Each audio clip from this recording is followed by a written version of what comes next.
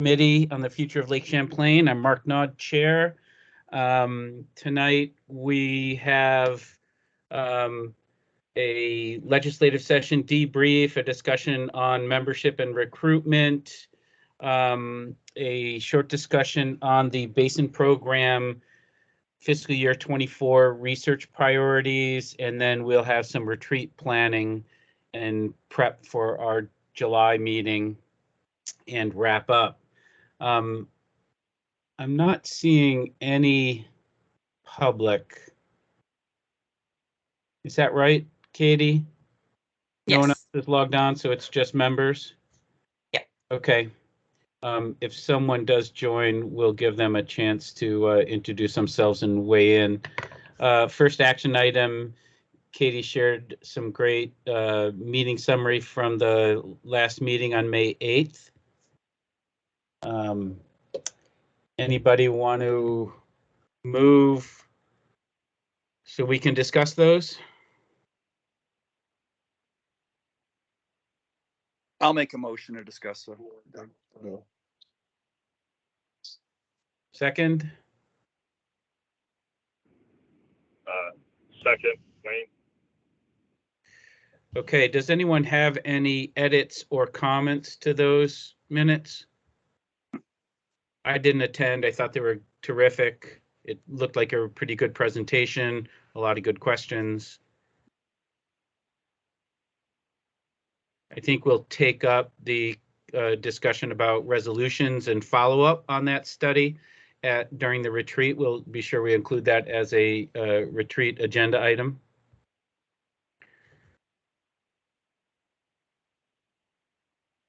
Okay, all those in favor of accepting those minutes? I guess Aye. hand wave. Aye. Aye. Aye. Terrific. Any opposed? Unanimous. Thank you.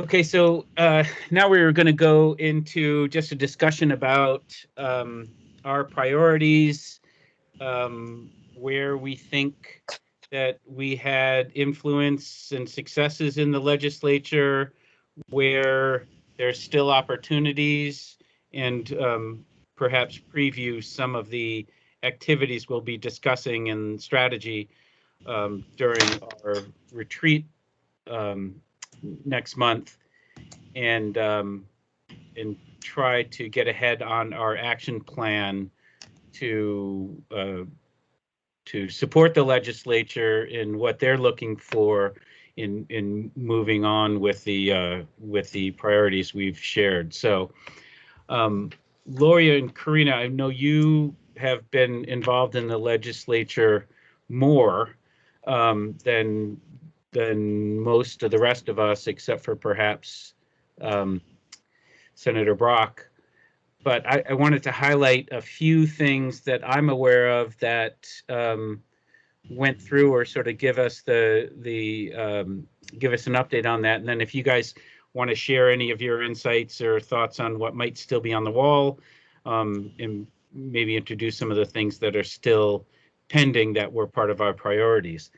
I think I would start with aquatic nuisance control and our advocacy for increased funding, positions, et cetera. And as you know, the Lake Champlain Basin Program Steering Committee approved and budgeted for a full-time position at the Basin Program to support Vermont's aquatic nuisance species invasive program. That position will be, I think, housed at DEC, but managed by the Basin Program. And as far as I understand, the budget, pending any last-minute trading that might happen in the upcoming veto session, there was an additional invasive species program position in the budget. Plus, if I understood the last time I saw it, there was an additional $500,000, I think, for supporting the the grant programs. It was less than I think that we were asking for, but still not an insignificant amount. So I think the legislature in all of the committees heard us on invasive species and the urgency and the requirement for additional funding for permanent positions and funding to support and not leave funds on the table with the lake associations and other citizen organizations that do so much of the work. The other invasive species activity that I think was signed by the governor last month was H31, and it turned into an aquatic nuisance control study committee to evaluate the process for issuing aquatic nuisance control permits. And that is supposed to start this fall with a report by December. Lori, you might have had a little more involvement in that. Are there any subtleties or nuances that you might want to bring up about that?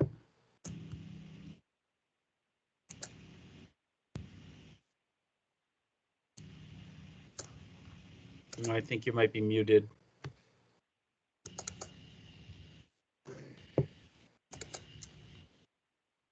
Lori, I think you're muted still.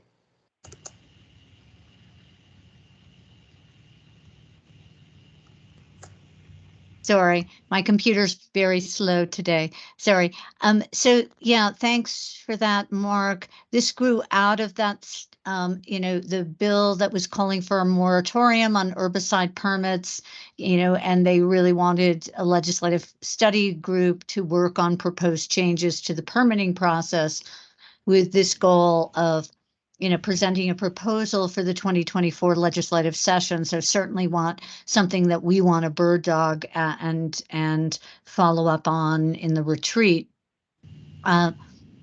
So they right now, the study committee, I believe, is composed of legislators, agency staff, scientists from the University of Vermont.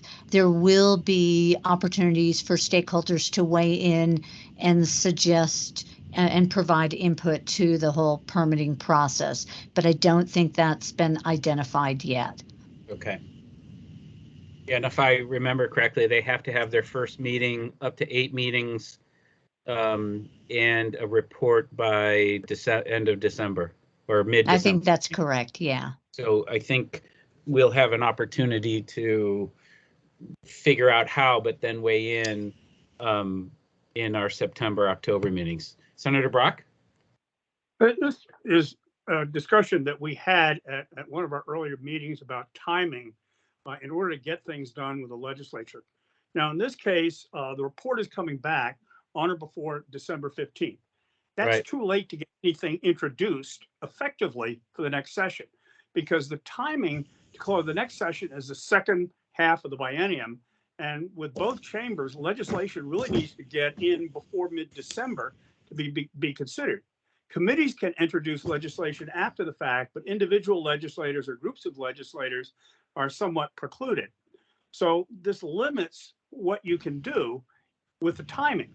The time to get that stuff in, so that proposals that you want to have in legislative form, we need to know about that by early mid-December at the latest of what it is this group wants. It could be modified later in the course of the session, but to get the initial introduction in, that timing is important.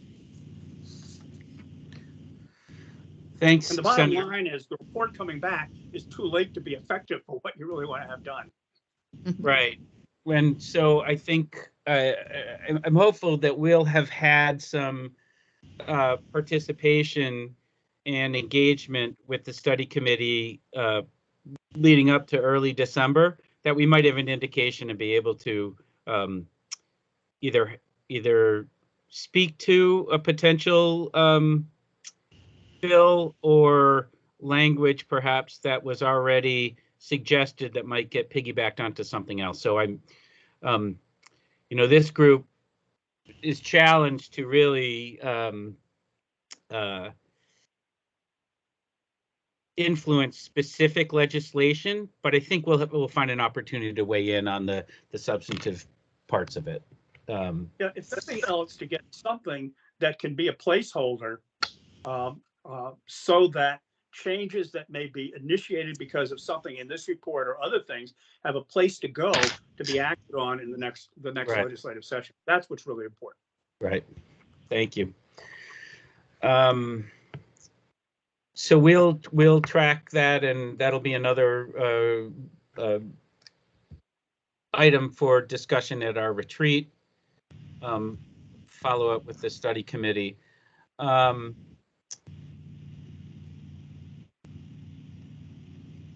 Let's see, another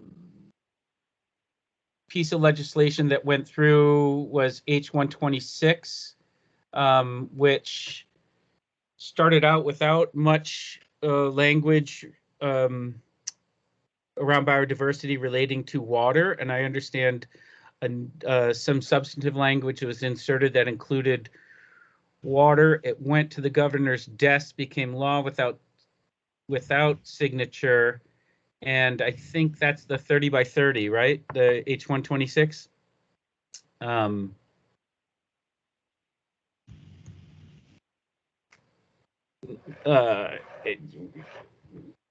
not sure that it impacts specifically our priorities, except to consider water as a primary component of biodiversity and ecosystems as that bill gets implemented. Karina or Lori, did you guys have any thoughts or comments on that?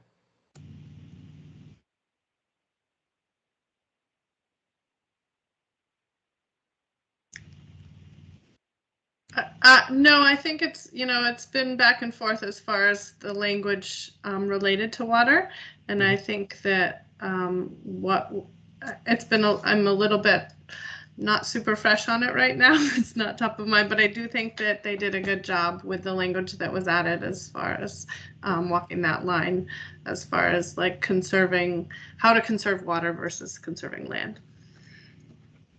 Okay. And I think one you might be able to speak to better than I, but S80, the miscellaneous bill that had the riparian study attached, is that still on the wall, or is that, yeah, so that's something for us to continue to work on for next year? Yeah, it's my understanding it's going to that's potentially it could come forward next week, those 3 days next week. But I'm not sure how clear it is whether it will or not. Okay, yeah, I had heard that, and it wasn't clear to me whether that was going to get attached with this next session. Right. So yes, but something to work on for next year is a Resilient Rivers Commission, which started out as H374 and then was built into H80. Right. Well, this next session, which we're going to have as a veto session next week, I haven't heard anything about that bill, but it's not. I don't think it's high on the list of priorities to be able to get dealt with during the veto session, because our goal is to get in and out in about 3 days. I gather there's a House proposal of amendment that's to go back to the Senate on this, which was the last action on the bill. And it is showing right now as new business for June 20th. In other words, when we go back right. next week. But whether or not it's going to get acted upon, that's another issue. The committees are not even scheduled to meet, so I'll know better at the end of the week where we are on this. Okay. Yeah, I was just looking at the calendar and I saw that come up too, so it wasn't clear whether there's really activity there. And I guess the only thing I'll add is that, that was DEC supports the concept of a Resilient Rivers Commission. They had some concern about the timeline, just of getting the work done. So Was there any opposition to this bill, as far as you know? I haven't heard of any. No, I haven't heard, not really. There were some questions asked of the fuel dealers, related. There's just a bunch of miscellaneous stuff in there, but there wasn't opposition, just clarifications mostly that I've heard. Yeah, we'd have to do a suspension of rules to let this go through. And on our side, we would agree to a suspension of rules that would allow it to act if there's no substantive opposition, and the parties on both sides are largely in agreement. And I can look, and I'll know better, as I say, the end of this week.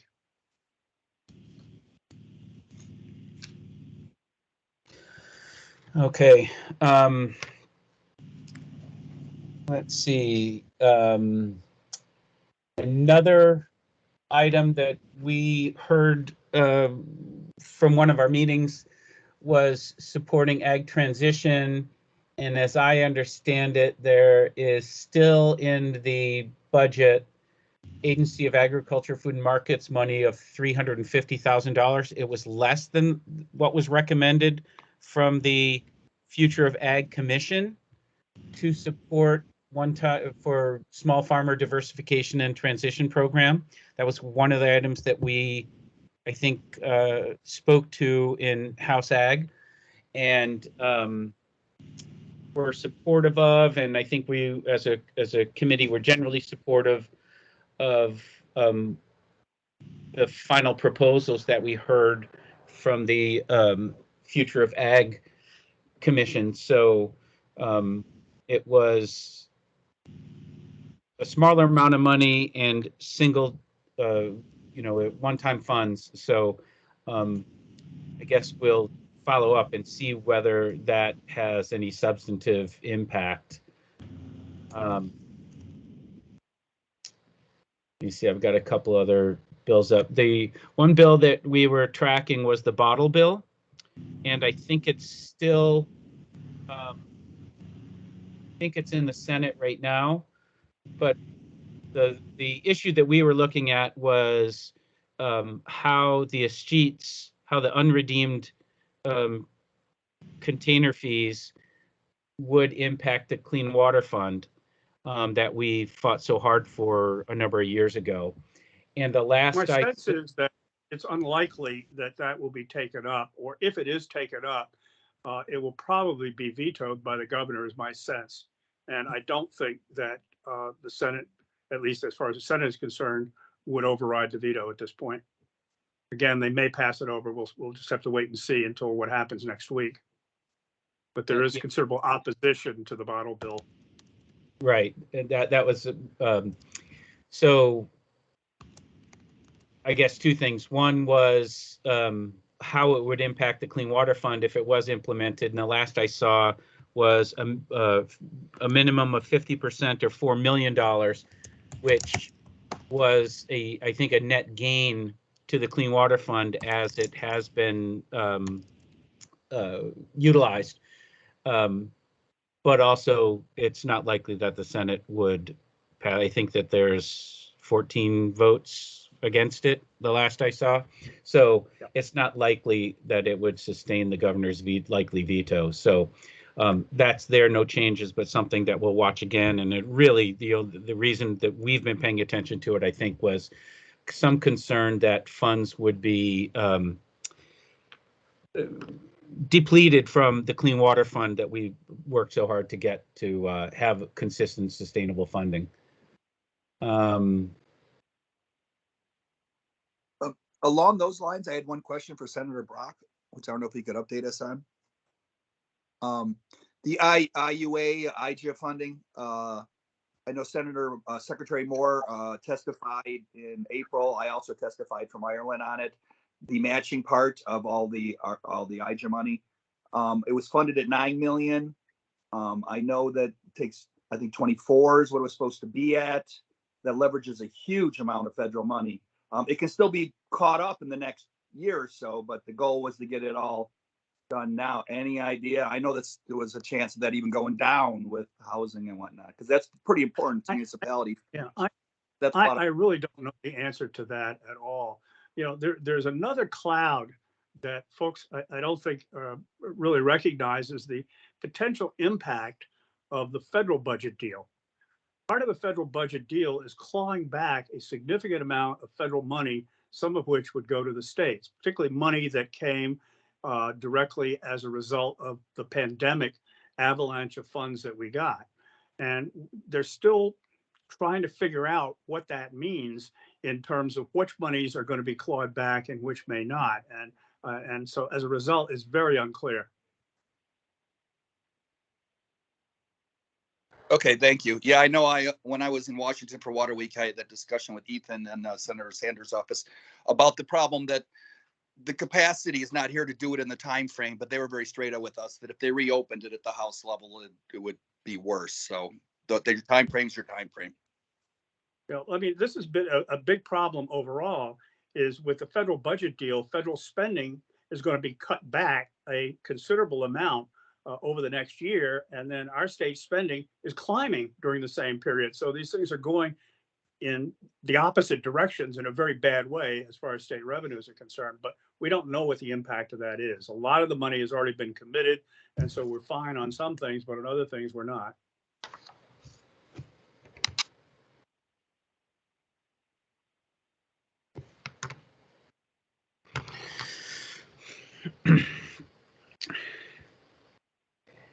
Any other questions or comments from any committee members on legislative activity?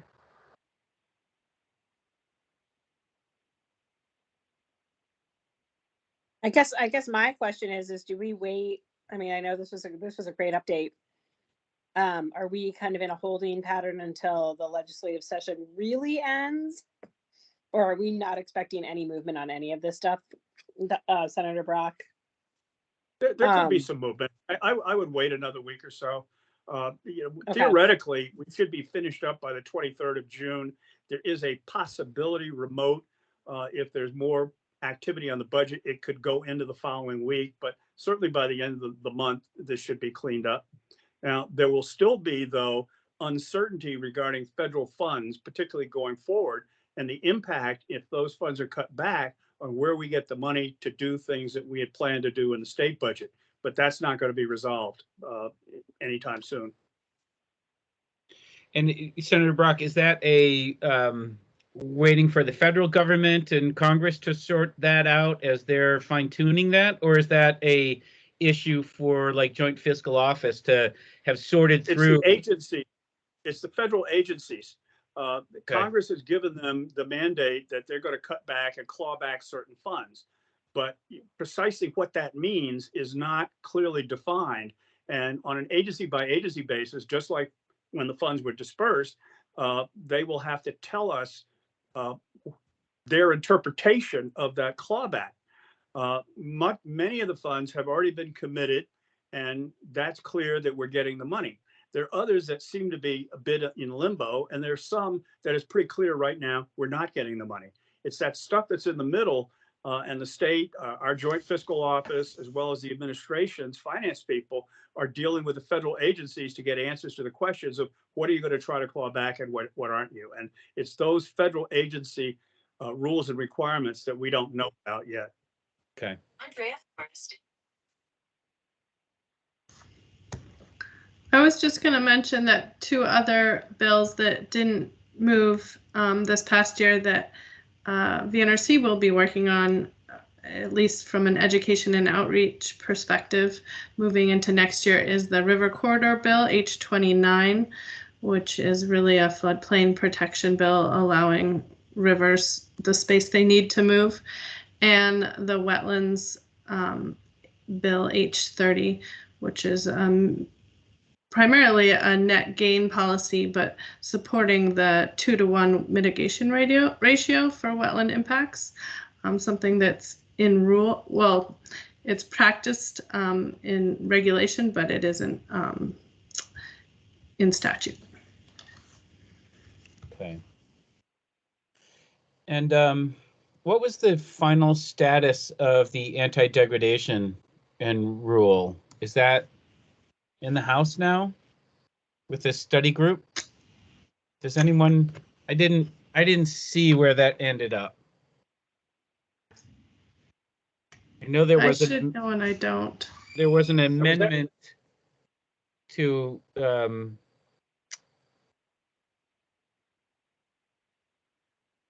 I think there was an amendment for a stakeholder group, and then some shifting language on my notes. It said up reclassification, and that's for the agency during their rulemaking to, if a water body met criteria for a higher level of classification, it needed to be an automatic reclassification. And I'm just not sure where that ended up. I was just trying to search, and my computer is dogging out, I think, with the Vermont Gov. So if anybody had any notes or thoughts on that, that was following it. That was another water quality bill that was floating through the Senate and the House. Senator Brock? Could you tell me what bill you're referring to, Mark? So I think that was S-146. Okay. Just give me a second and let me just look and see if I see it. Any detail. S-146 was passed by the Senate, so it is in the House. In the House now. Right now. And it is in the House Committee on Environment and Energy, and it went to the committee on April 27th and has not left there. Okay.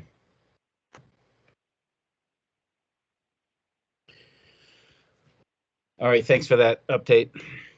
Lori, do you have any other you've been tracking? Yeah, and just to know, LCC will be, supporting those initiatives that Karina mentioned, and also working on chloride contamination in response to high levels of salinity in Lake Champlain and other waterways. This is something that had been identified as an ongoing and growing concern in a whole series of reports through the Lake Champlain Basin Program. And so S81 was introduced last year. It didn't make it out of Senate Natural Resources and Energy because of, the dominance of the energy bill during this past session and several other issues. But this really is an attempt to bring Vermont's approach and process in line with what New York is doing to really reduce salt use, and guided by state agencies, and still have safe roads, but just be reducing that overall chloride application process, and modeled after some successful programs not only in the Adirondacks but also what's happening in New Hampshire. Right. So we'll word be on the following. street, there's Pardon? going to be a TMDL. Word on the street is there's going to be a chloride TMDL. Mm-hmm. I think that's going to come as a real shock to Vermont. Yeah. I don't know if that's accurate or not, but that's the way I see it. Huh. Interesting. I hadn't heard that.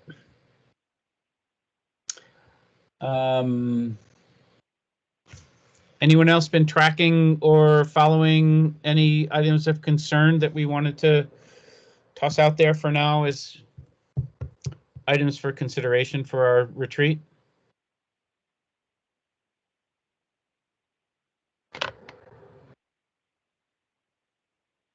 I guess one that floated by was the styrofoam ban, and I think that is probably sitting similarly to the chloride bill, that it got just set aside for a little while until some of the other bigger items move through. So I guess that's something that we could take up and consider for our action plan. We'll take a look at what was introduced and sort of get a read on status. And then do either, Lori, do you have an update on where the petition is sitting with the EPA on ag enforcement?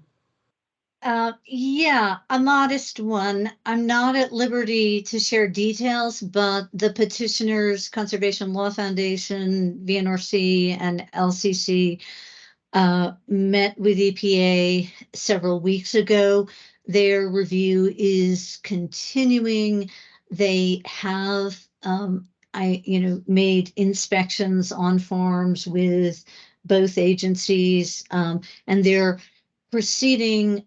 They are hoping to have, I think, some preliminary findings this summer.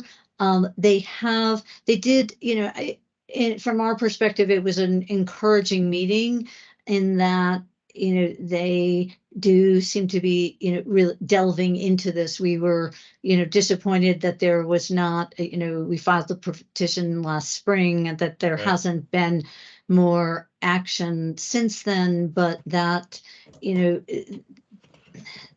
what they indicated was that's, that they are really diving into this very thoroughly and making site visits and really trying to review things very carefully.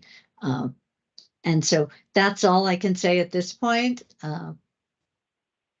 Thank you. I know it's an item that has been in our action plans for years and hadn't heard much, and except for some recent press, I think in 7 days, where they contributed an entire issue to the sort of dairy concerns in the state.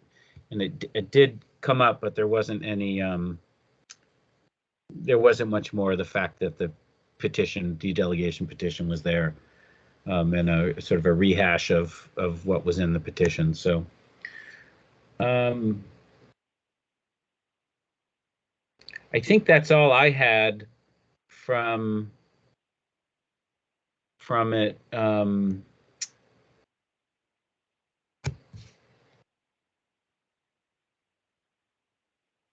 Yeah, I don't think I have any other bills that I was aware of that were connected to our priorities.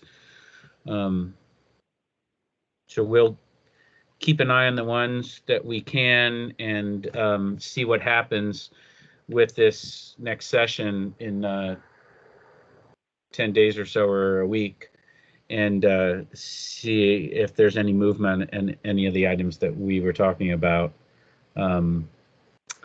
And we'll be able to bring that up at our retreat. Any other thoughts or comments on legislation this year? Yeah, Mark, this is Wayne. I've got to drop off. Okay, so I'll see you guys later. Thank you. Thanks, Wayne. Thanks, Wayne. I mean, my general sense was, all in all, it felt like on some of our highest levels of concern, it felt like the legislature heard us, the committees heard us, and there was some enthusiasm to take up those priorities and try to find a way to move them along. I know there's always issues that take priority, are bigger, and are on legislators' agendas that they can't find time and the wherewithal to move some, perhaps, of our priorities along. But I think my sense is we're doing a better job of getting to the legislature earlier, and looking forward to having the opportunity to do it again as we approach it in September and October. So we're a little ahead of schedule. Denise, are you prepared to move on with the membership discussion? I saw that was tabled from the agenda last May on the 8th. Are you and/or Katie available to move on with that? Yeah, I think Katie was going to present the results from the survey of like the current membership makeup of the CAC. And then I think there were some questions in there of what we might also be looking for. Am I correct on that, Katie? Yeah. So I'll share my screen also, but I'll put this in the chat in case anyone just wants to zoom in on anything in particular. And And also, I think we need to, some of us need to be re-upped, right? Am I wrong on that? That we actually, do we have to request, do we have to send a letter back to the governor's office saying that we want to be reappointed, Mark? Is that one of the No, next we did that. Maybe it's a perfect time. Sarah, are you available?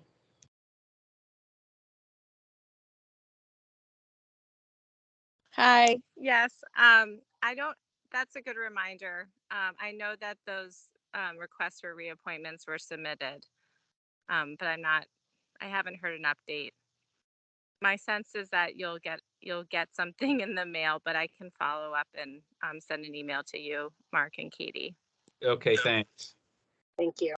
Yeah, I know we did a reminder a few months ago, at least, and I'm hopeful that they're just in process and just waiting for the governor's office to issue the paperwork. Yeah, it's been, thanks. Yeah, I think that's right, Mark. I believe it's been submitted to the governor's office already. Okay, thanks for the reminder, Denise. No problem. So we'll just cruise through some of these, but thanks for those who responded to the survey. I filled in what I knew from those who didn't have a chance to respond, but this the red dots just give you an idea of our geographic makeup of the committee. So you can see we've obviously got some concentration there in the Chittenden County area. So I thought that would be a helpful visual as we're thinking about, if there are particular geographies that we feel should be more represented on the committee, all sorts of those kinds of things. I will not read through this. You can read through this on your own pace, but these are just some of the affiliations and community groups and things that our members are connected to. So that'll give you a good idea of the range of things that folks are working on beyond this committee. This is a summary of the expertise and perspectives present on the committee. So I highlighted this or bolded this one comment up at the top.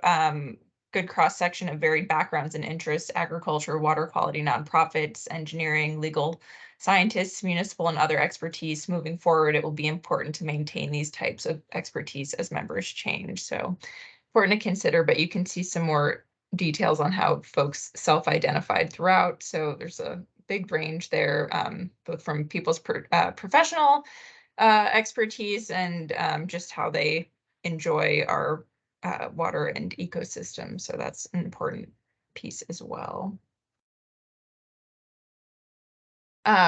Spend some more time on this because I think this is what really matters. This is what folks identified as expertise and perspectives that were missing from the committee. The numbers in parentheses are just how many times that came up from different members. So forestry, there were 5 folks on the committee who brought that up as a missing expertise. So sustainable forestry and working lands and forestry were 2 more specific mentions within that bucket. Recreation was brought up 4 times. So recreation professionals, lake access, fishing, and paddling. 3 folks mentioned the missing expertise from the Abenaki and Indigenous peoples and First Nations cultural perspective. 3 folks brought up underserved and BIPOC communities and referenced New Americans more specifically.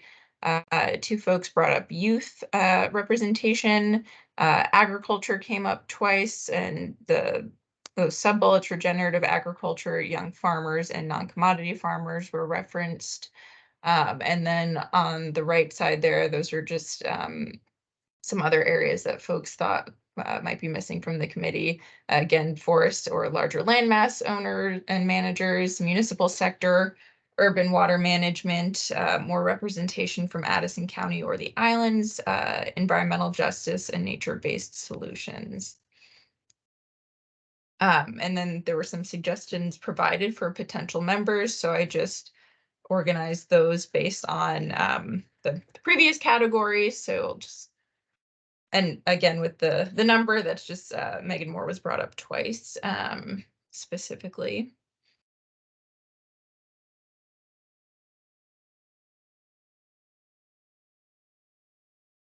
And then membership process, we haven't well, since I've been here anyway, we haven't formalized like reaching out to people or anything like that. So I just wanted to share the New York CAC's process for membership. They have 3 criteria that are pretty broad. So has knowledge or experience related to water quality, land use, natural resource management, environmental justice, fish and wildlife, agriculture, education, recreation, cultural heritage, economics, business, or other disciplines related to Lake Champlain. So pretty much anything.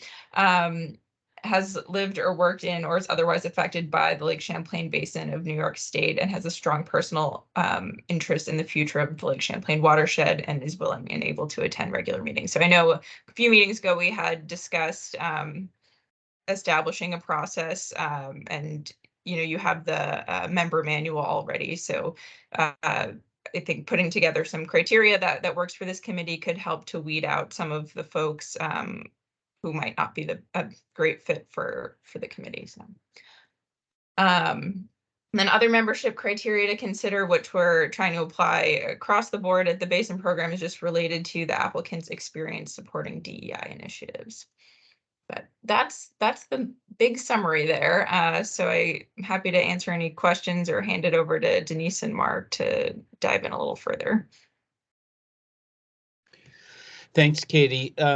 Sarah, one more question. Was there any movement or anything more within the state regarding sort of recruitment process or anything like that as the state is implementing DEI initiatives? I think we talked about it a few meetings ago and just, wanted to align ourselves with what the state, or at least consider what the state or the Basin program were doing as it related to DEI and how recruitment or process might look with either of those organizations or agencies. So. Thanks, Mark. Yeah, a while back when we talked, I reached out to the Office of Racial Equity and shared, I believe, with the CAC some resources and links, and I think that the state is working on that. But what I shared is, I think, what we have for now to work with, and there were some really great resources in there if folks had a chance to look at them. Yeah, thanks. I agree. I think there were some really good resources. So I can't recall whether we shared them broadly. I know I shared them with Denise a while ago, soon after we received them, just for initial consideration before sharing them. But I think they were part of meeting materials maybe 2 meetings ago or 3 meetings ago. I think we shared them with folks. So.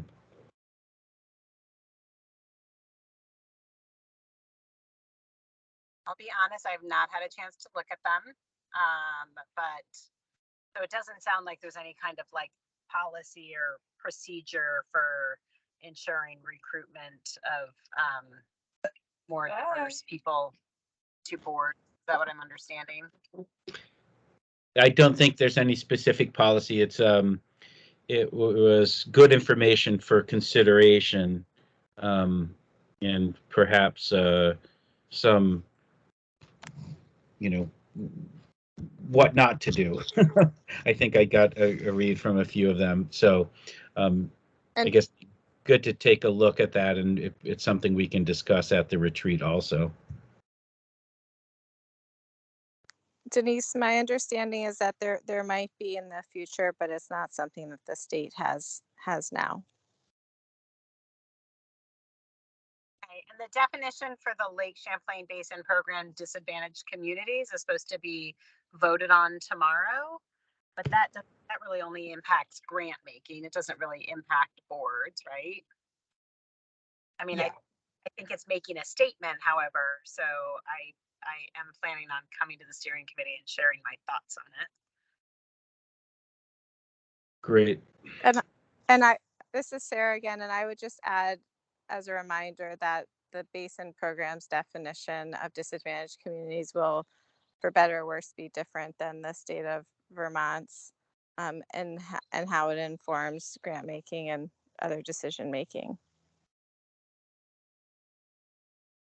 Because the Lake Champlain Basin program is its own entity. And is there a statewide disadvantaged communities definition currently?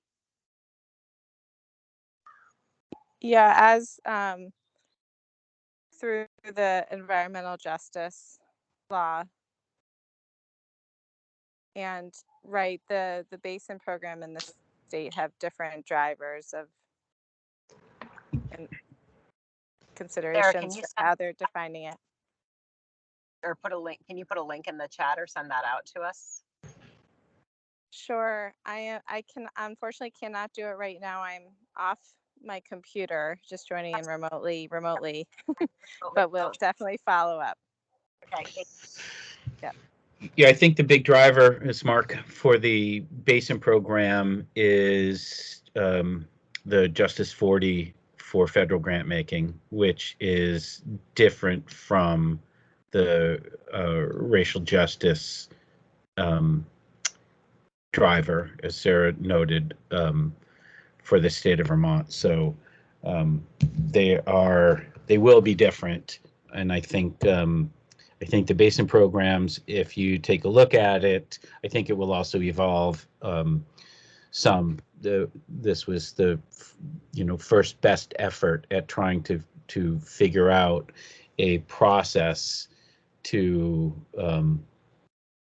satisfy the various federal agencies using federal funds directed to the basin program to meet the federal goals. And it struck me that everyone was trying to figure this out simultaneously, and was a little challenging. So I think May-Kate and the basin program did a great job of using discrete findable data that would be a sort of first filter of sorts to assess. And I know that we went through a grant making the other day, and a grant review, and I think there's a learning curve that will continue to evolve with education and outreach around how rankings within diversified communities and how projects support those communities and individuals. I think folks are going to go through a year or two of figuring out how to meet that new criteria, and how to speak to it in their grant proposals, and then have metrics on how they're actually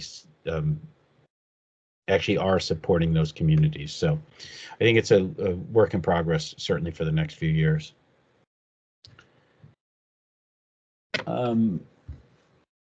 More conversation or follow up on membership. Denise, do you want to, any thoughts on the summaries? And I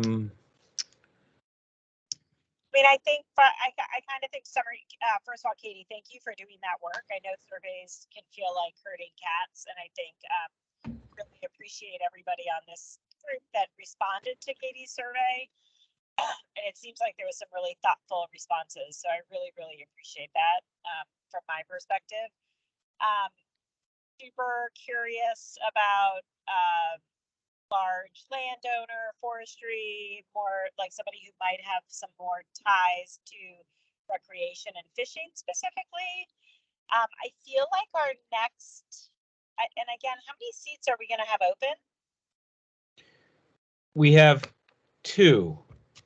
So we have to fill 2 seats right now. Is that accurate? Right, and then there's approximately 5 of us who I think have expiring terms for next February, and so there'll be potentially folks falling off or seeking reappointment.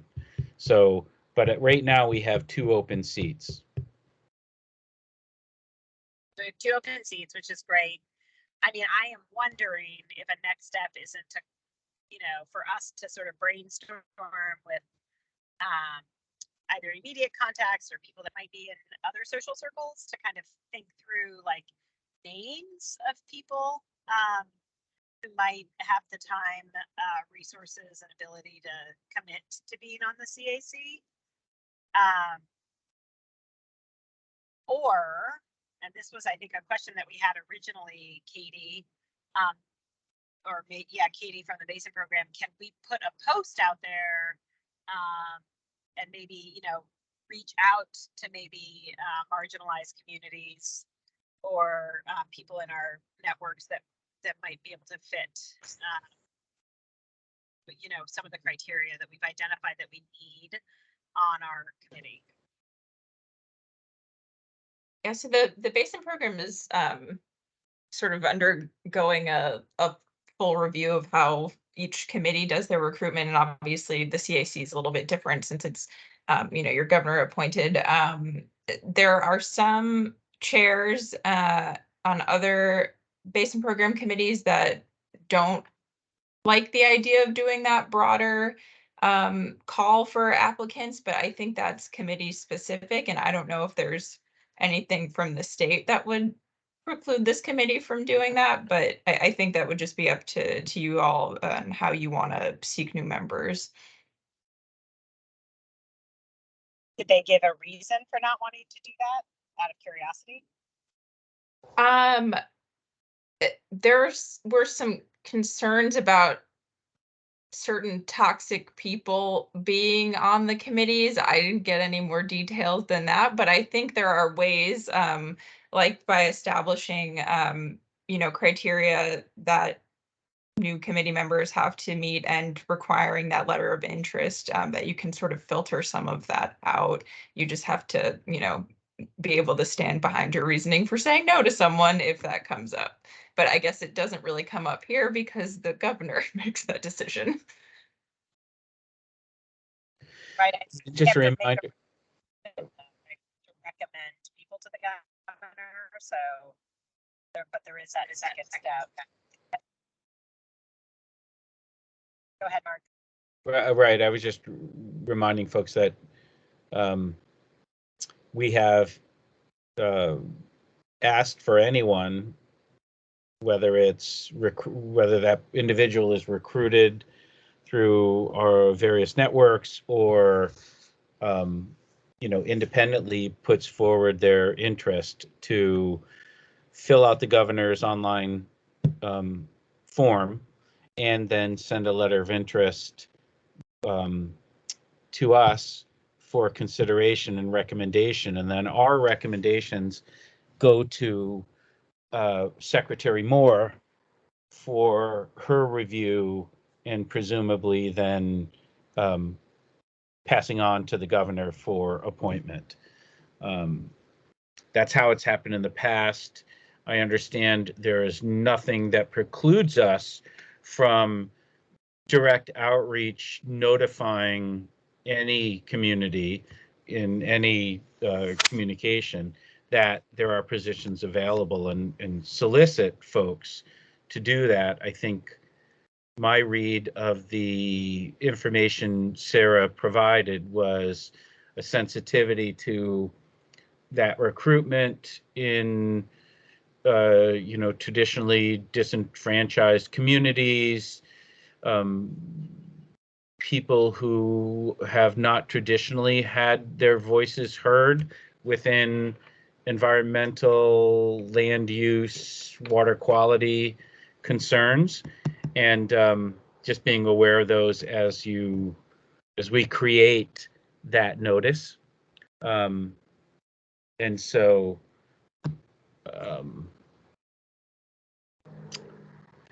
I think it'd be interesting to go ahead and try to create at least a notice that there are those positions and see what interest is developed.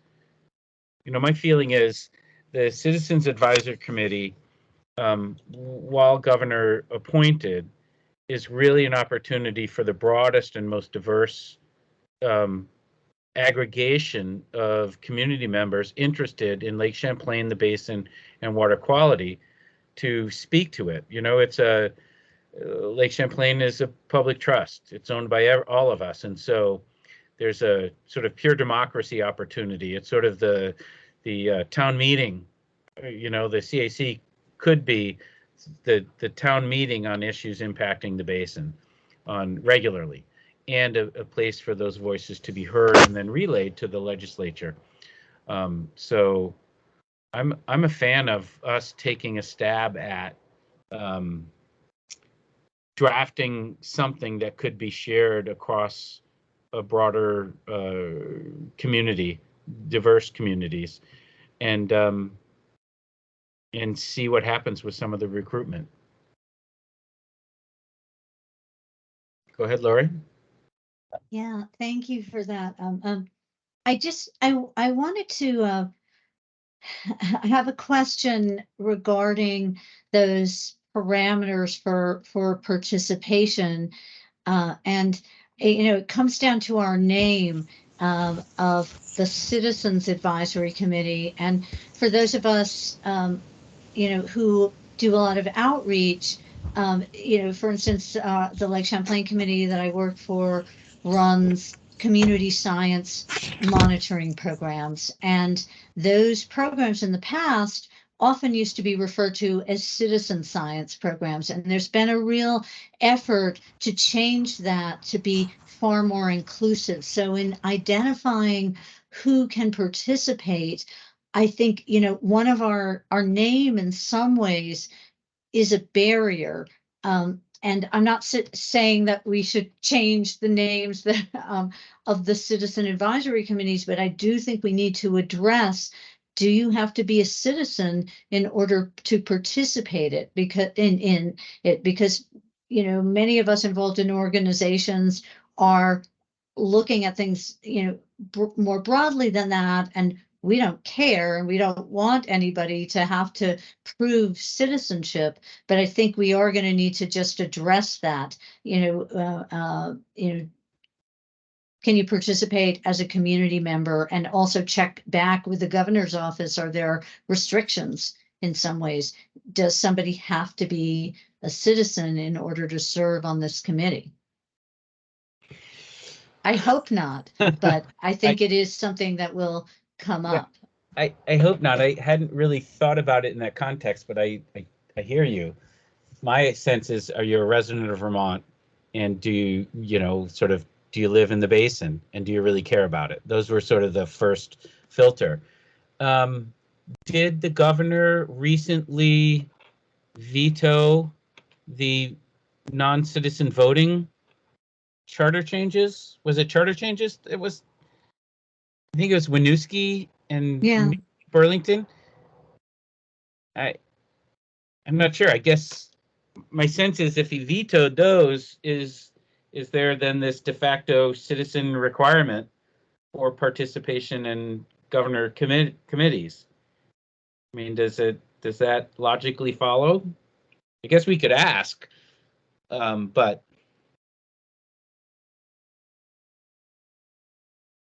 go ahead, Senator.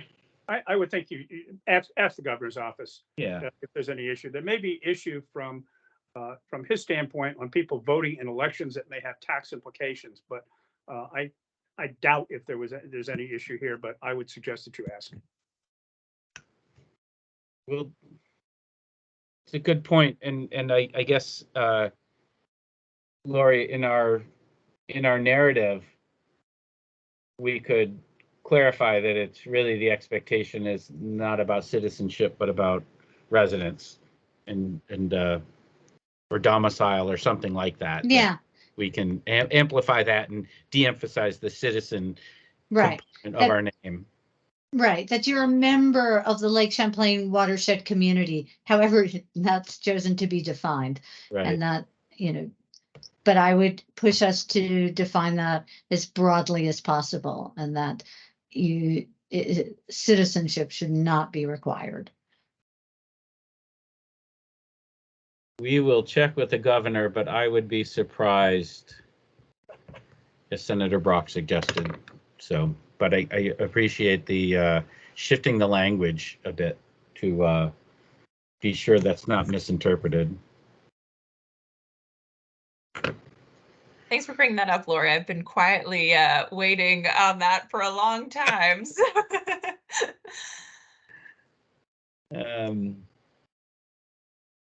And perhaps with that, Katie, we'll get that, this will bring us to something where we can emphasize a background statement on the Basin Program website, just to, de-emphasize that citizen and give more background on what we're all about and emphasize inclusion in that.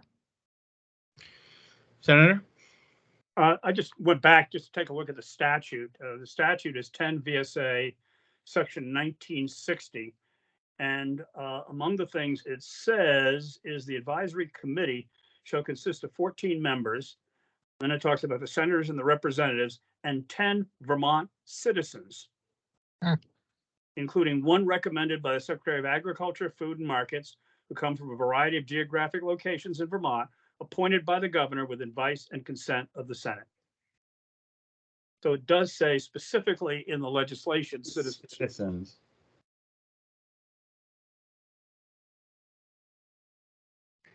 Thanks for looking that up. Yeah, Senator. thank you. I didn't recall that. So, well, maybe I know a number of years ago when I first joined and thought about, well, maybe we need to amend our enabling legislation a little bit to reflect the realities of what's happened since the management conference was created and the basic program. And I know we all hesitated. It's like, don't let's not mess with a good thing. Let's just try to do what we're enabled to do. But maybe there's a friendly little amendment there that we might enhance the diversity of it by removing citizens. It's something of another interesting thing for us to think about as we're working along that line. Yeah.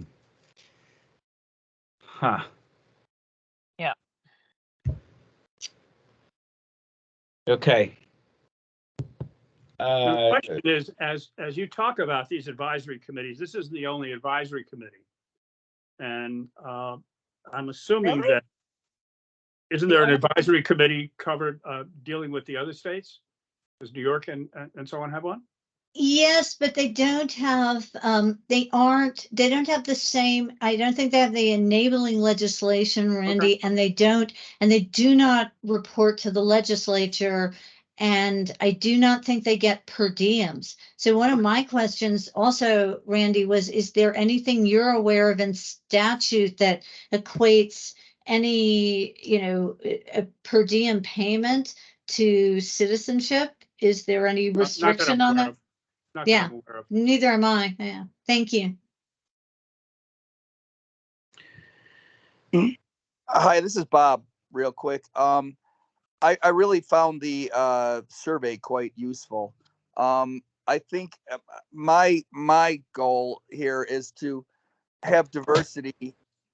I mean, obviously, on all levels, but I think all the different voices we have, like Eric the farmer, me municipal, etc. I think that's what really makes it great, is to have all the very ones based on weight. If there's way more people in population that are interested in this than others, but nonetheless, so I think that's really the most important thing to me. Like it's showed, I mean, like Jeff Wenberg was urban, forestry, etc. He's gone now. To really give that each one of the diverse views, I think is really useful to the committee. Thank you.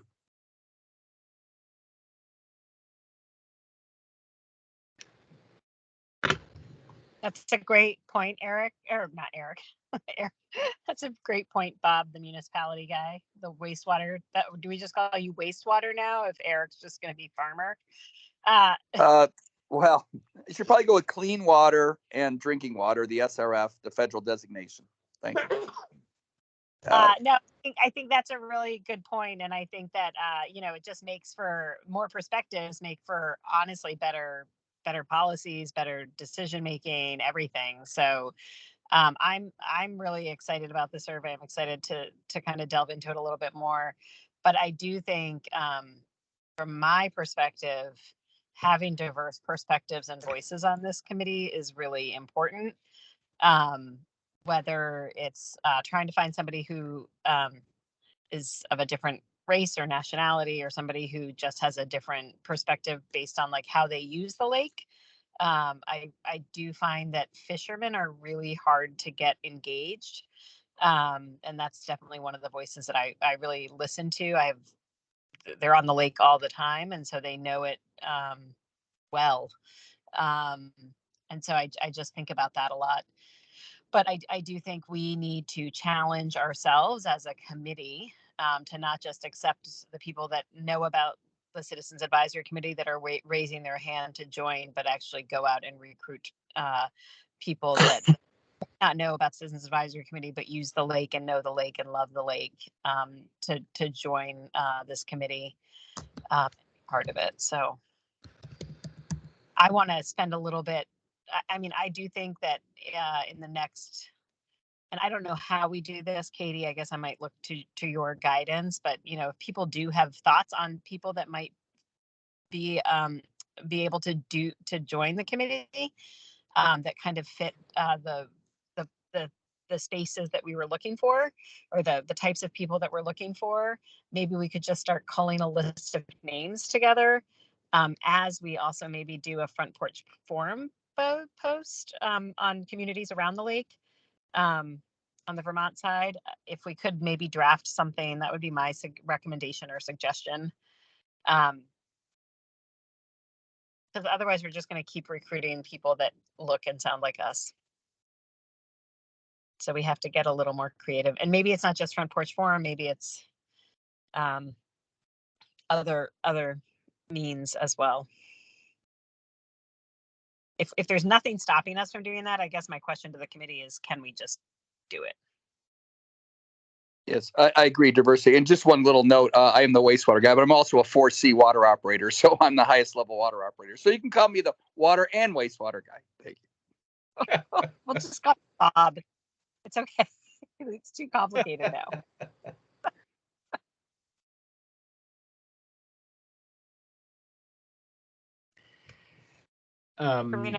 Car too. I am. I'm in the car, hanging out at dance. At a baseball game. But I support everything you're saying, Denise.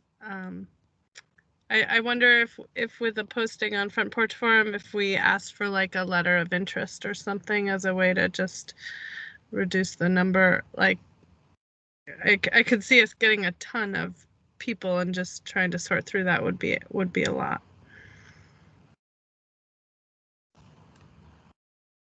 How many spaces do we have available? I think we'd get a lot of people. Currently 2. I'm not seeing people raising their hand to volunteer for a lot of stuff right now. I know every committee or board I'm on is looking for people.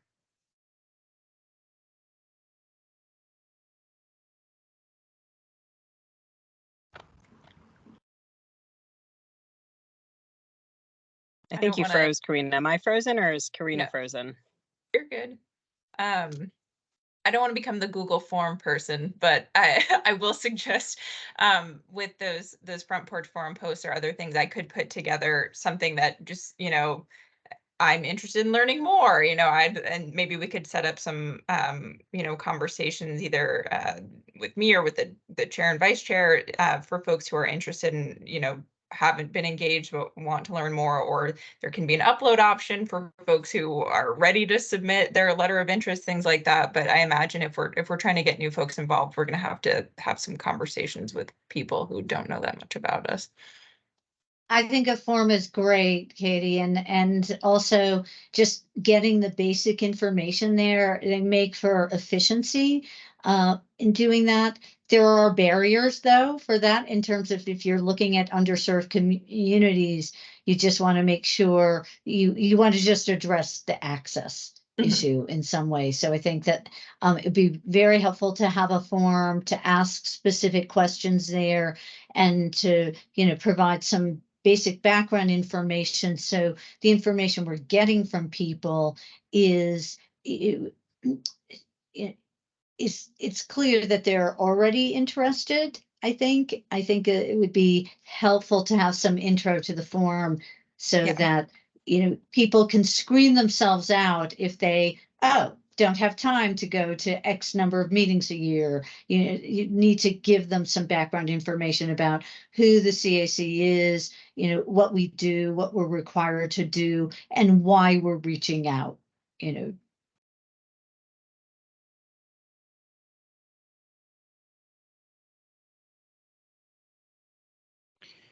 Katie, with the form, are you suggesting almost a landing page on our existing that would allow people to get that information and then submit their information and sort of request for that follow-on discussion for clarification? I can talk to Ryan to see what's possible on our website. That's a good idea. I'm thinking that, yeah, I think that there might be an opportunity to provide that outreach, share the information, share some of the pre-filtering. My brain is thinking about it like grant proposals, right? If you just broadcast, hey, we've got lots of money, reach out to us and tell us what you would do with it.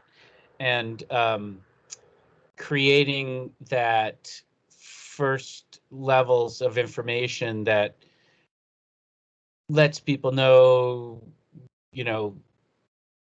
what it's for, how we'll use it, what are the basic parameters, right? You got to be nonprofit, or you have to be, those sorts of things from a grant dissemination that help some of that pre-filtering and fine tune the self-selection that's necessary before we get to having the conversations and taking up the time. So, yeah, maybe we can have a conversation with Ryan and see how difficult that would be to just develop that. Yeah, so I just dropped in the chat. The New York CAC developed a RAC card this year that has some of the background information on their committee, and I don't know if this Vermont CAC is interested in putting together something similar. It sounds like it might be useful for this purpose.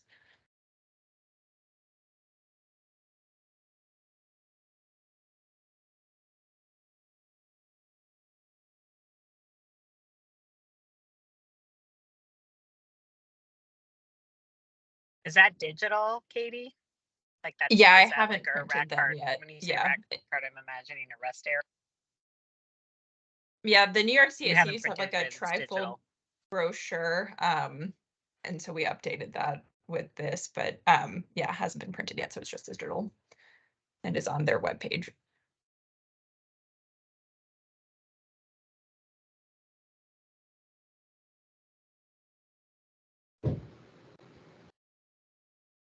I guess a few people have spoken up. Is everybody feeling the same? Or find if you dissent, don't feel like you can't. Are people comfortable with this direction for our recruitment? In addition, like brainstorm people that you might know that might be able to do this as well. To maybe doing a post. I like the landing page idea. I think that's like kind of a first screening type thing. And then they can reach out and ask questions. I think that totally makes sense. So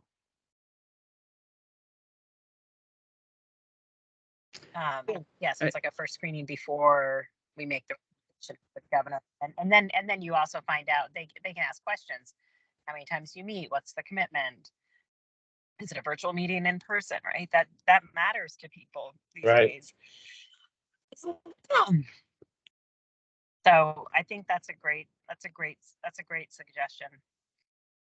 Do you think it's possible to maybe have that ready for the retreat in July? Katie, I think so. I can help work on that with you. Yeah. Yeah. And even if it's a draft, like in, rack kind of card, similar to what you did for New York CAC, I think that would be great. Yeah, we can do that. Yeah, I think this New York one is Do we want to?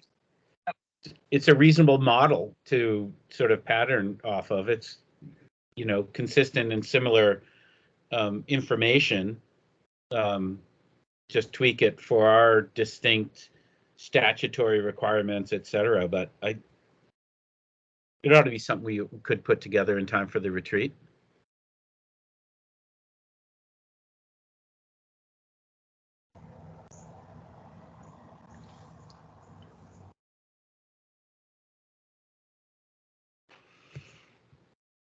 Is that consensus? Great, that sounds like a plan. Do we want to move? I'm going to give it a 5. Head nods, thumbs up, anything, Yeah. everybody? I say let's go for it.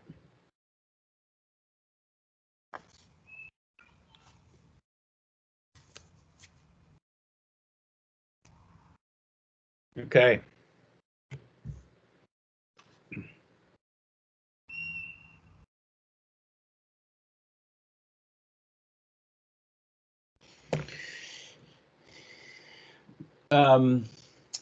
So anything more on membership before we move on to our next? Got some time allocated for research priorities. There was a discussion at the Basin Program Steering Committee to refine research priorities.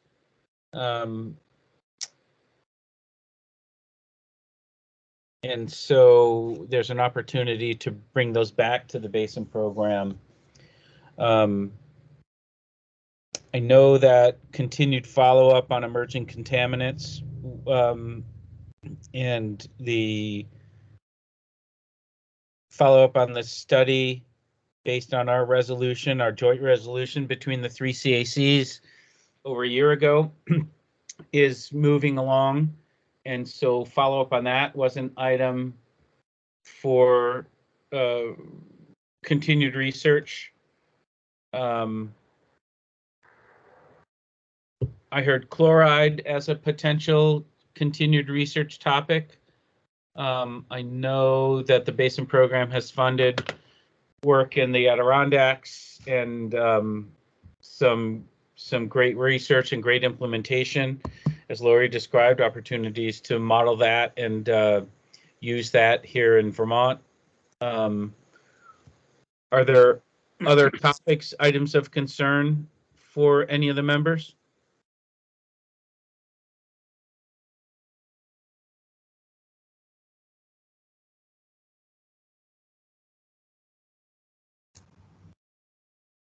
Mark, could you clarify, are these items of continued research that we support, that we want to support, or that the like, what is it for? Well, so about a year ago, Katie, correct me if I'm wrong, about a year ago, the Basin Program went through, I think they called it a summit, and invited folks to participate in highlighting and focusing on priorities for the Basin Program, including research priorities. And at our most recent steering committee meeting, there was a presentation and a discussion around refining those or adding additional priorities based on technological changes or other research that has come up across the country that perhaps we want to refine and dial down in the basin. And so they've essentially asked that we bring issues, topics, items of concern back to and for refining the next round of research priorities. Let me see if I can. Katie, do you happen to have the list of research priorities from Matt's presentation available? I will dig into the SharePoint and try to pull that up.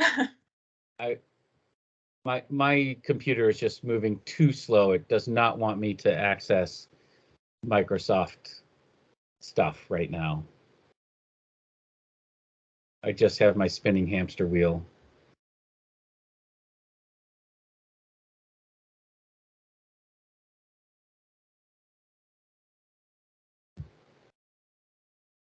I thought I had it in a PDF, but it's not opening up. I think the background you provided was helpful. Thank you, Mark. I think if we could just look at the list, it would help refine everyone's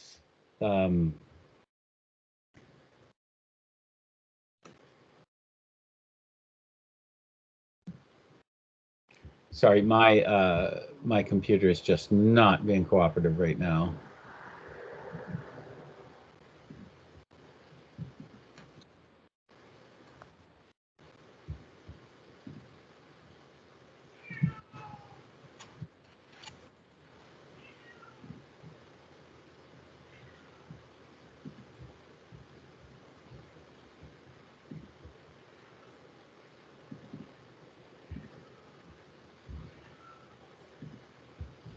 So does anybody have any thoughts on research priorities and besides chlorides? Is that like what?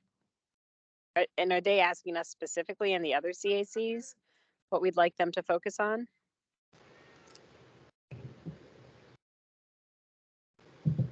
Well, the New York CAC doesn't meet until after this steering committee meeting tomorrow, so they will not have time to weigh on this in advance of that particular meeting. But yeah, I think I am also having trouble finding this this list of priorities. But Sarah, I see your hand up. I know you've been involved in these conversations, so. Yeah, I don't have any lists at my fingertips, but yeah, just to help give some context, I think there's been the observation that the oftentimes the research priorities that come out of the TAC the Technical Advisory Committee end up being really general and not necessarily end up as which is fine because it's all serving the goals and the opportunities for action, but it might not necessarily be getting at the need to target some research to answer policy making and management decisions. And so there's a discussion that I think started in the executive committee and in the TAC, and then will continue tomorrow at the steering committee about this a newer approach of sort of having two tracks for research priorities to be pursued. And my understanding is that the idea generation really will happen over the summer and then can be presented in the fall through the steering committee members. And yeah, I think hopefully that's helpful helpful context, and happy to answer questions if I can.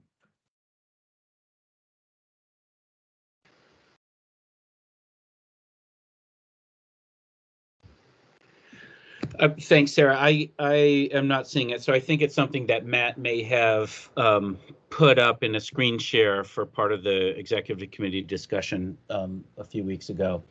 So yeah, I think it is to just help the technical advisory committee refine more focused. I think what happens sometimes is a broad topic RFP goes out, and then the grant proposers sort of fine tune it and maybe add some specificity to it through that RFP process. And so I think the opportunity is, I guess, similar to our resolution for emerging contaminants, that if there was an issue of concern that we thought there's a information void, can we bring that up to the Basin program and help their refinement of their RFP process? So I guess we'll just leave that out there, that if folks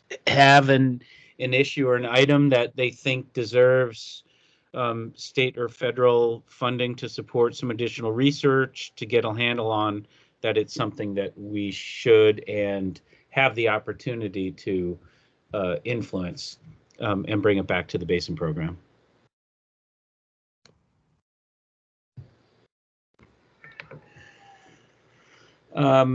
Mark, I see Lori's hands up. Yeah, Lori. Thank you. I think this is, really important, similar to how, our last presentation showed the value of that input. I think though that it's hard for us to just dive in right now and suggest some research topics. I think this is something we could talk about further at the retreat, but it would be really helpful to be better brought along in the process, perhaps by the TAC. And some of us have, a fair understanding of a lot of the research that's happened on Lake Champlain in recent years. Others don't. I think, we are, we're coming at this from very different levels of knowledge in some cases, but I think that we could talk about this issue further and perhaps make some recommendations, but it would be good to know the process and when the time frame is for that, rather than I guess, I wasn't prepared for that for this meeting. Right. We will be able to bring that with a little more clarity for our retreat.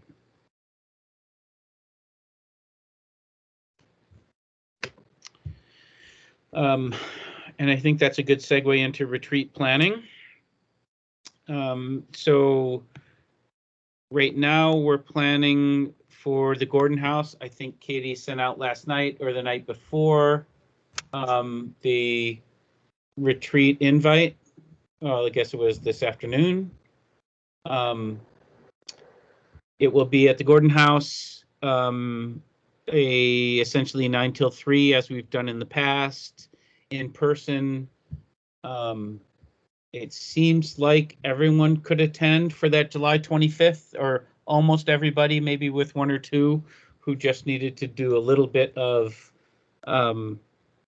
perhaps adjusting a schedule to prioritize the retreat. At the retreat, our goal this year is to be a little more advanced focused on action plan priorities drafting, informed by updates, sort of the final play from legislation and budget that will play out over the next 2 weeks. We will have our annual meeting to elect chair and vice chair, have a nice lunch and an opportunity for everybody to gather. And then I think I would expect that we would develop the action plan working group, who will take the time to begin to do some of that groundwork over August and into early September, to have that first draft available so that we can get our priorities into the legislature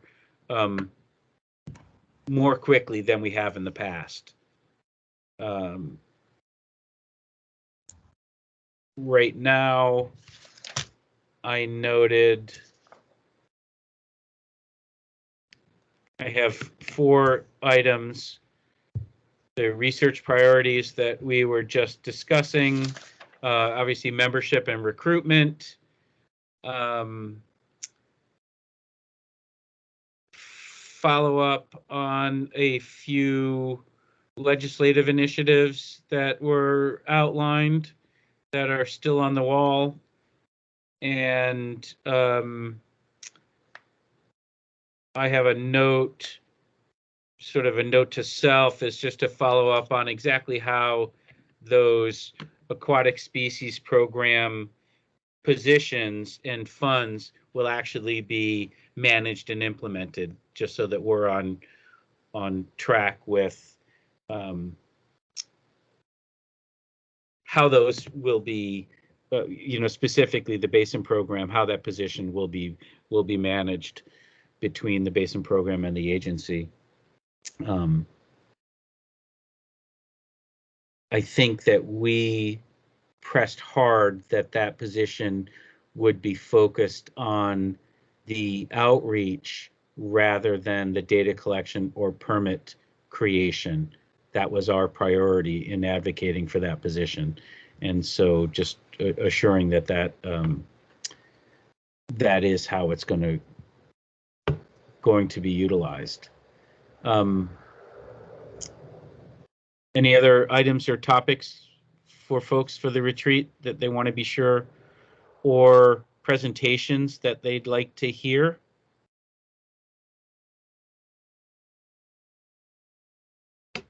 Looks like Sarah's hand is up.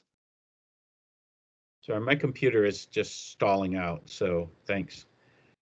And Mark, I can just let you know, happy to touch base more on the AIS position, but it will be coming those dollars will be coming directly to DEC, which may be a little bit different than how it was proposed in the steering committee meeting.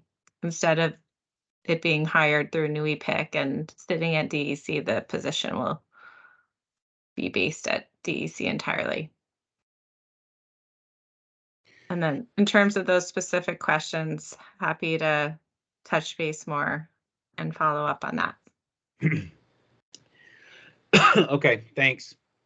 Yeah, I thought that it was going to sort of track Eric's position at DEC, or is that how it is? Is the funds are going directly to New York DEC for his position? Yeah, I think Eric's position is different. He's technically a NUIPIC employee housed based at New York DEC. Got it. And Sarah, I don't know if you know or can share the budgeted position that was not asked for by the agency or the governor, but was inserted. You have any idea of how that position would be? Presumably, if the budget is overridden, how that position would be utilized? Do you think that's position is going to sit on the shelf because there's a Basin program position trying to be filled at the same time? I think that would be a better question for the watershed division and lakes and ponds. But my understanding is there's the need for more capacity beyond one position. Okay, good. We'll follow up with that too.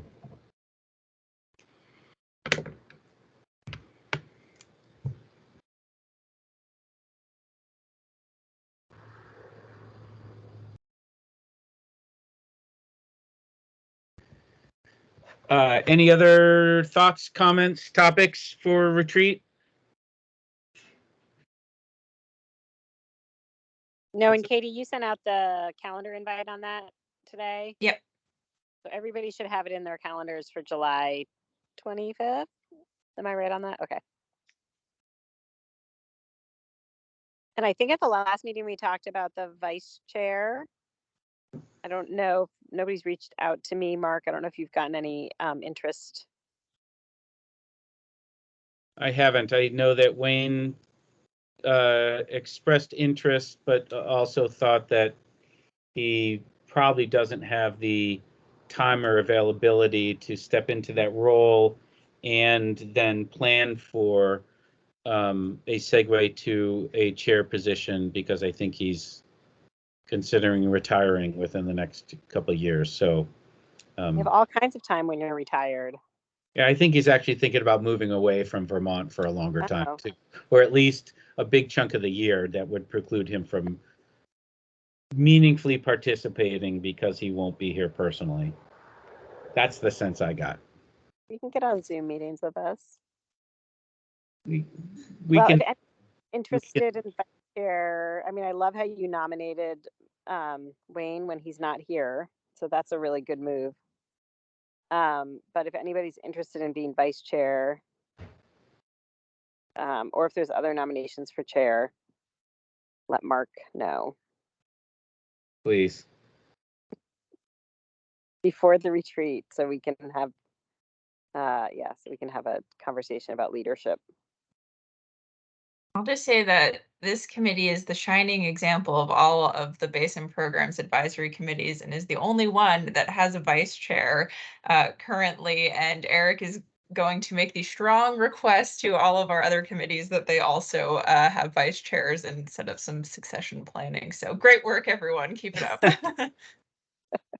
That's great. I love it. Well, we'll. Fine example, Mark. Look at us go. Yeah, we're doing our best.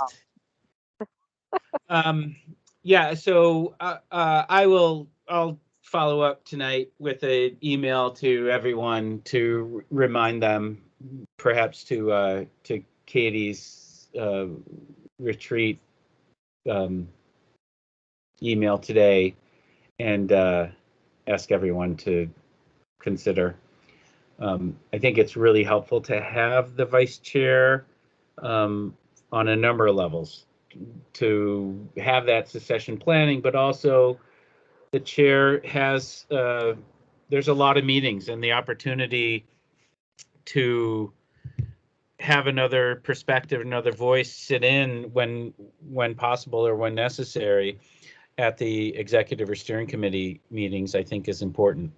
I think CAC representation at the steering committee is really, really valuable. I know that I really appreciate the opportunity to be part of those meetings and to have our voice at those meetings. And so I think I've said before, I wish there was a way that each of us could participate in those more collaboratively, because there's great people and really interesting information.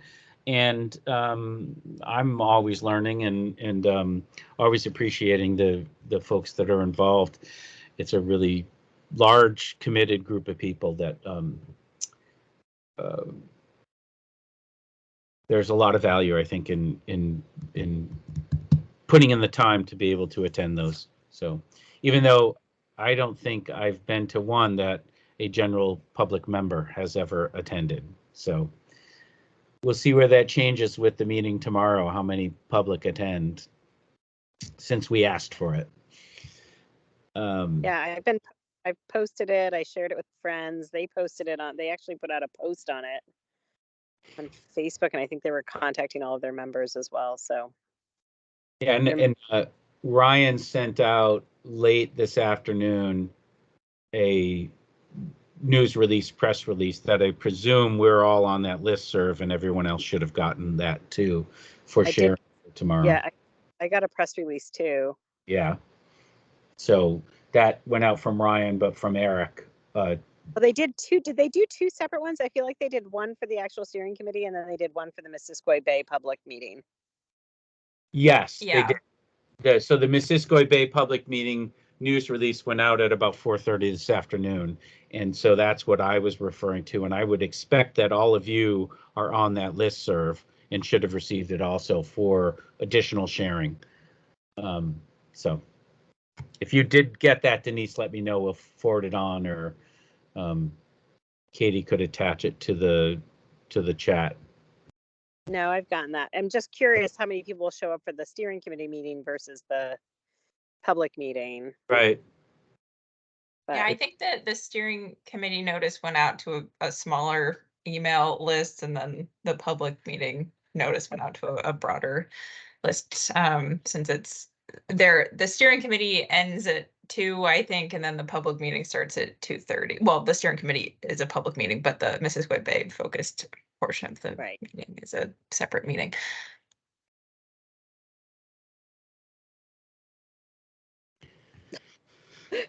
Yeah. Okay, so I think that we've got a little bit of work to do to get back to folks around. We'll have a draft agenda probably in the next couple of weeks. If anyone has thoughts on a specific topic where we might have, I know last year we had a few presentations that I thought were really great. If there's any topics people would like to use some of that time at the retreat, we've got a number of issues to talk about and work on at the retreat. We'll be considering some follow-up on recruitment, outreach, landing page communications, things like that. And then follow on with our action plan. But if anyone has any specific issues, please reach out to Katie and Denise and I. Thoughts on recruitment, thoughts on succession planning and vice chair. We welcome your input and your consideration, Senator Brock.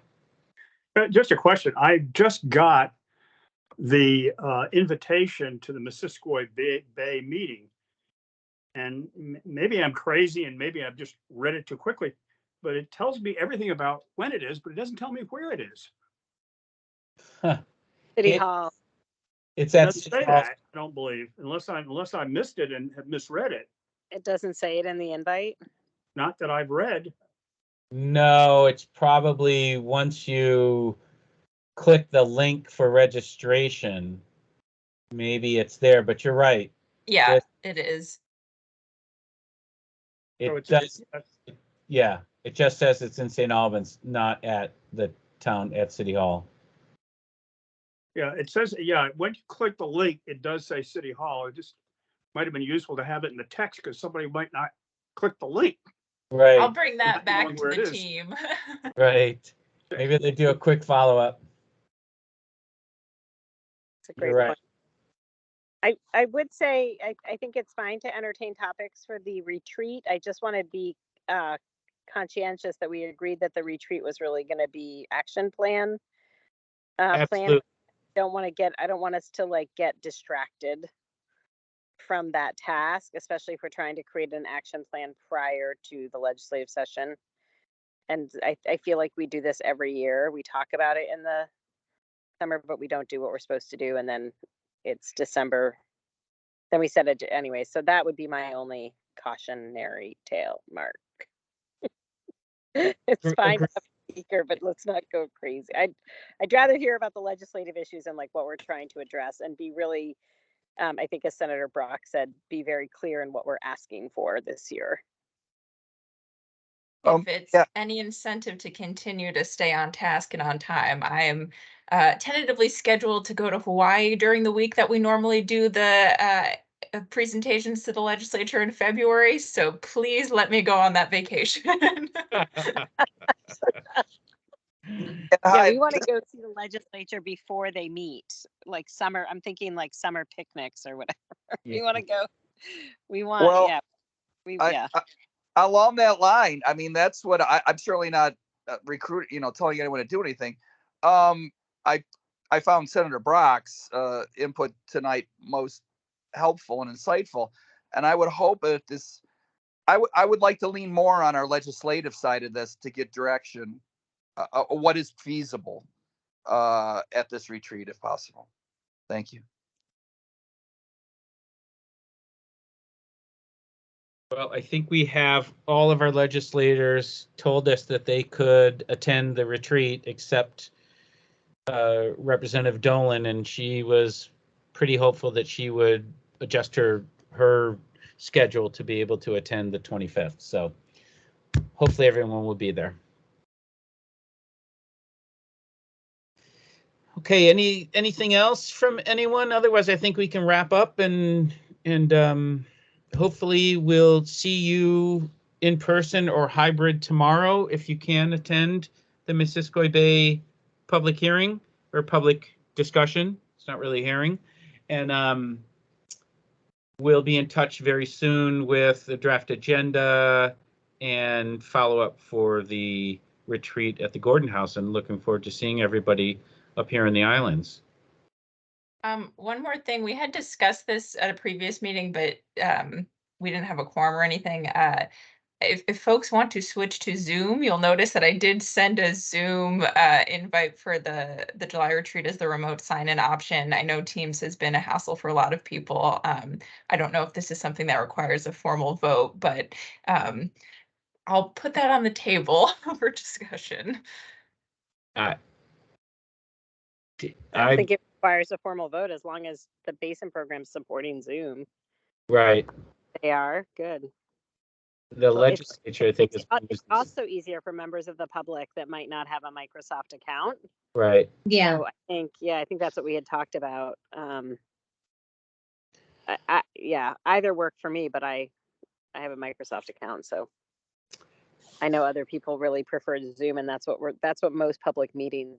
That's the platform for public meetings at this point. Even with Teams, at least with Macintosh, Teams is not very well functional. So my preference is go to Zoom. Me too. Agreed. I think that's consensus, Katie. Great. All right. Well, thanks everyone. I appreciate everyone's time. Look forward to seeing you up here in the islands, and look forward to any feedback on potential vice chairpersons and or new recruits. So if you put your thinking caps on and consider your engagement with the CAC and set up for the next succession planning. I think that's been in play for a few years. So thanks, everyone. Have a good day, good week, and we'll see you soon. Thanks all. Thanks. Thank you.